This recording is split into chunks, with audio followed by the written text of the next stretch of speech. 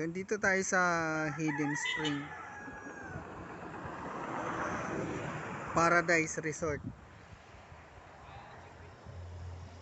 Infanta Quezon. Ito yung ating sasakyan. Yun, paakyat sila dun sa taas. So yun, dun tayo pupunta.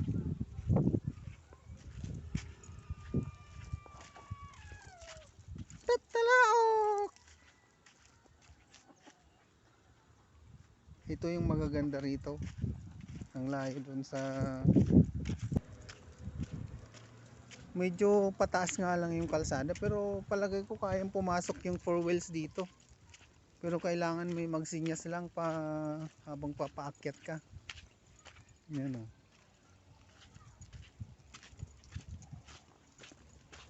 Ahunin siya.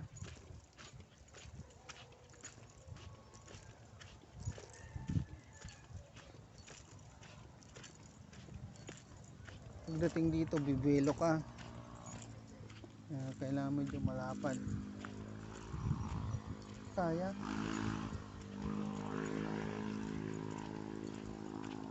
Kayang umahon.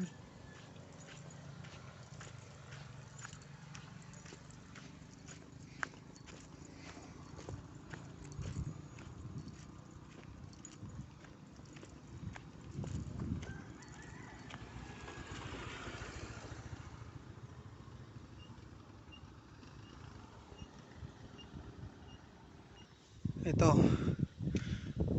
habang papunta ka pa lang, may overlooking na siya oh. Mataas kasi itong lugar na to eh. Sakop ito siguro ng Sierra Madre, yung mga naririnig ko nung araw nung malit pa ako. Part ng Quezon. So ayan, akyat ulit tayo. Mga kabundukan na dito. Yan. Medyo mataas-taas din. Pag hindi ka sanay umakyat dito, talagang mahirapan ka rin ha.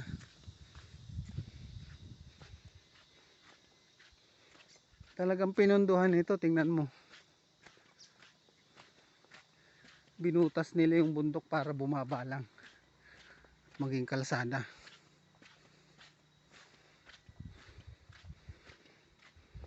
Yan, doon tayo pupunta sa malayo na yun. Lalakarin natin siya.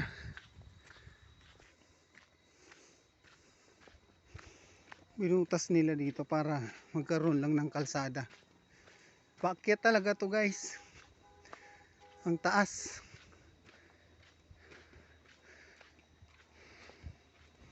Ang nalalakad ko siguro mga nasa 1,000 meters na paakyat. Yan o, lakad tayo.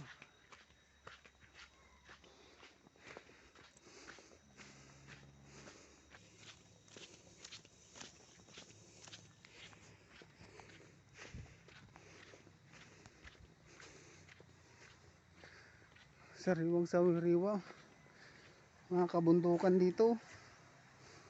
Baba dyan banda.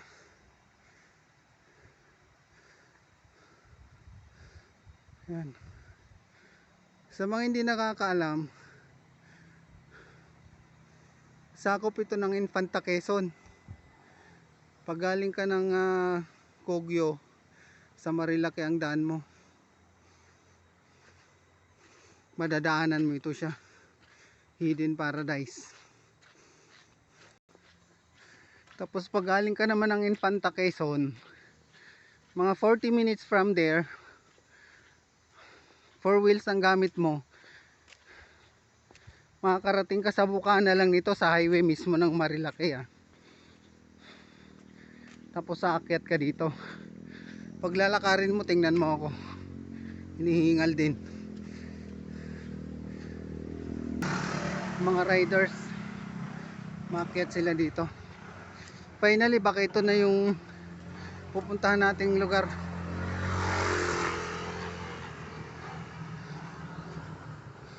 Ito, ang dami na nila oh. Sunday ngayon, April 12. Kaya maraming mga turista dito, local tourist.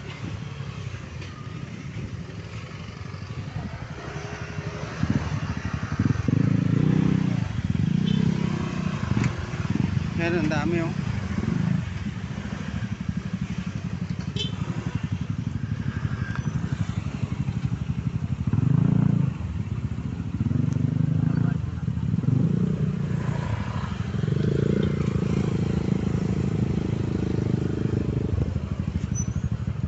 Yan. Punta tayo sa gate. Okay, sir. Kaya mo palang umakyat dito oh. Nandiyan yung mga sakyan. Oo. May bayad doon sa entrance, ewan ko magkano. Pero bumaba kasi ako eh. Lakad ako papunta rito. Sinubo ko lang kung kaya ng lakas ko. Yan o, pay parking. Nasa gitna ng kabundukan, bawal magkalat. Pay parking pa. Daming motor.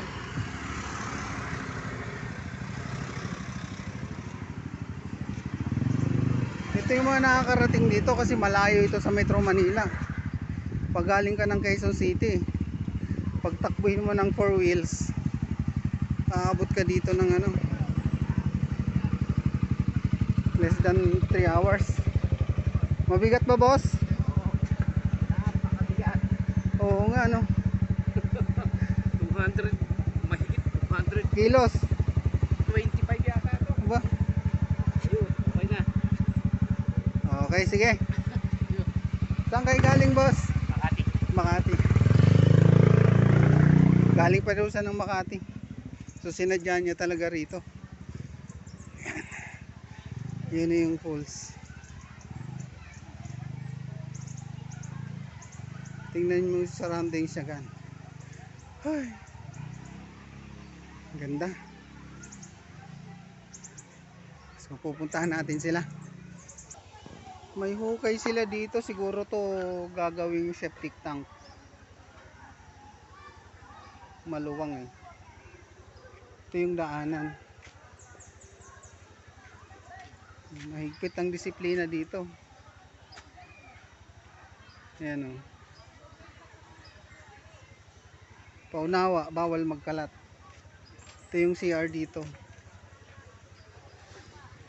Ito yung maliit na tulay. So kailangan natin dumaan dito para makarating doon sa ating pupuntahan.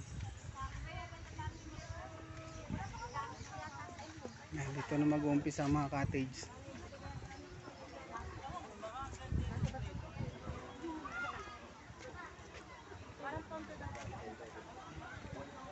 Yan.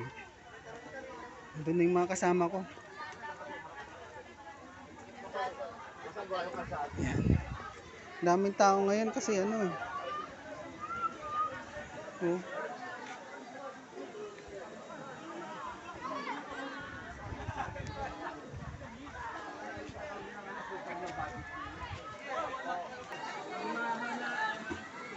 Yan oh guys, ang sarap maligo. Malamig ang tubig. May instruction dun sa dulo. Yan oh.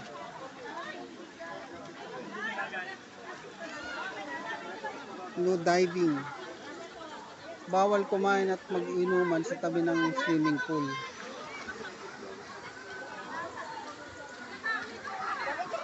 Yan. May mga cottage dito. Hindi ko alam kung pwede ang overnight dito eh. Mamaya pag may makausap tayo, magtatanong tayo. So dito na yung mga kasama ko.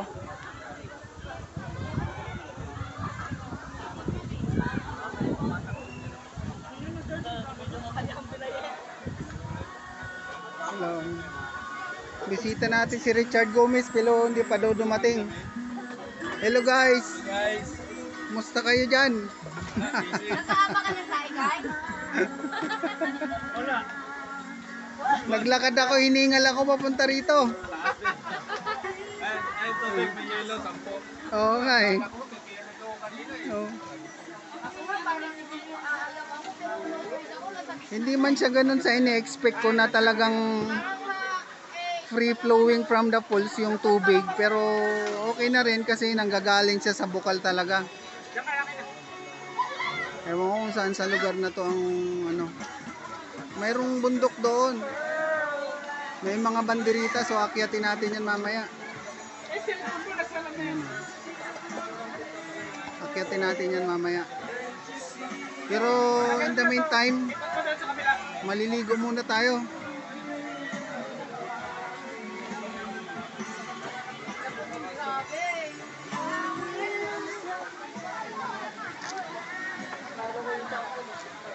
Hello guys. Anong pakiramdam ng maligo dito? Malamig. Ha? Masarap, malamig yung tubig. Saan ka pa galing yan, boss? Quezon Quezon City.